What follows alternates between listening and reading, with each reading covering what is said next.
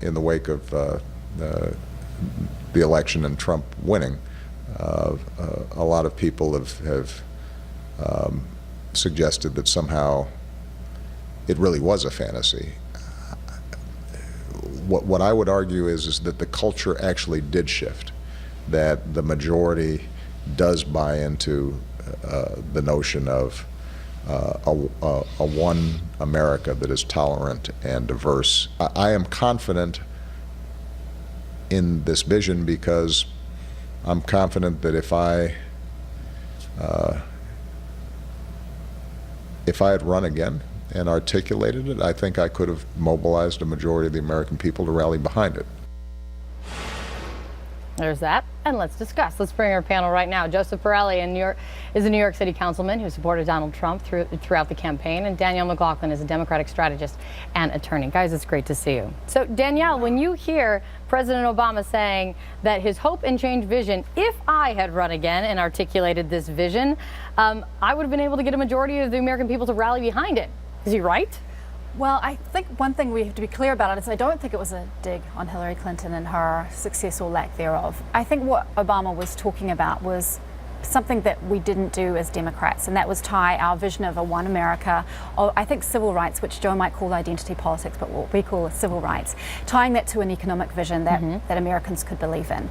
And I think fundamentally civil rights are economic rights. And I think hope is something that we all as humans can aspire to and agree on. I think the vision that Trump put forth, making America great again, I think people who didn't vote for him wondered what part of America's history he was referring to, because for women, for minorities, for a lot of Americans, this is the time where we've had the most freedoms, the most access to justice, the most economic power. And I think that was the comparison that Obama might have been making.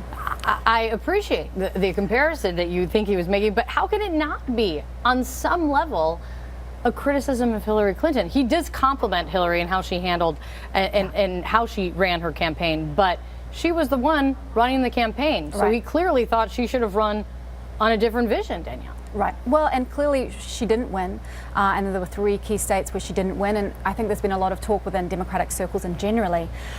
We should have done a better job with quote-unquote regular Americans. That message didn't get through, and that's what we need to think about going ahead to 2020 and of course to 2018. The president said a lot of things in that interview. Some of them are very accurate and some of them are not. I think he was correct in taking a dig at Hillary Clinton. You did see it as a dig, I did see it as somewhat of a dig.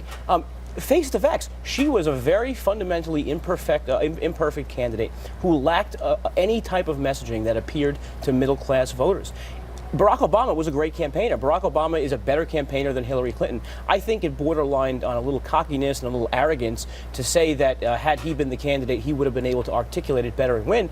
Let's not forget, though, that a big part of this election was also a referenda on his 8 years in office and whether the country wants to continue going down that path. So it's both. It's both a dig and sort of I think cockiness on his part. I do remember, and we all do quite well, that President Obama, he was on the campaign trail almost as much as he could. I mean, he was on the campaign. The First Lady was on the campaign for Hillary Clinton. So it was not that he was running again, but he sure was trying to run on his name for her during the election. No question. You know? And we saw the crowds. We saw that people spoke to him and he spoke to them. I mean, you think about his approval rating, right? He's about 54 on average, and the incoming president is about 44. So strategically, Democrats made mistakes, no question about it. The fact Clinton had been in the public eye for 30 years, there was this amount of baggage that seemed to it troubled her, obviously. She didn't overcome, No, she couldn't overcome it, and of course we had embarrassing leaks and other things that, frankly, no Republican had to deal with. So I'm not making excuses, but there are certainly parts of this election that definitely disadvantaged her as a candidate. I want to play a little bit more of this interview, and it was a 50-minute interview that he sat down with David Axelrod, so these are only just some of the select highlights. It is a fascinating conversation if you have time to listen to it in full. Here's what, Joseph, the president said about his future, his post-presidency. Listen to this.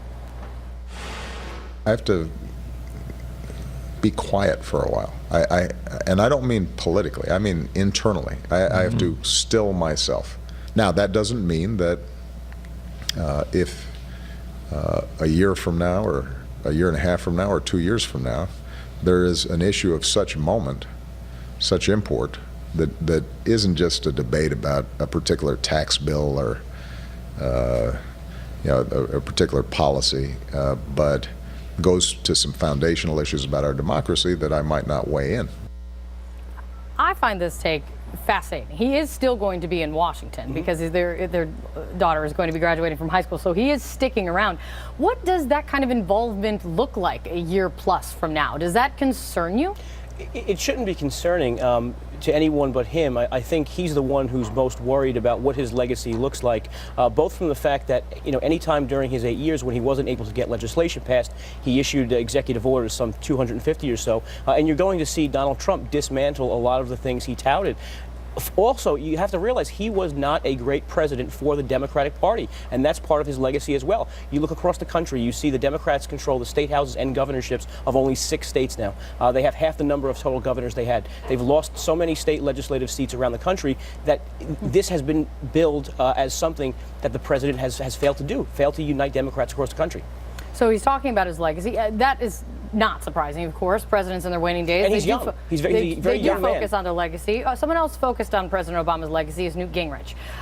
Danielle, obviously a leading Trump supporter and an advisor in the transition. He said this about Obama's legacy over the weekend at Fox News.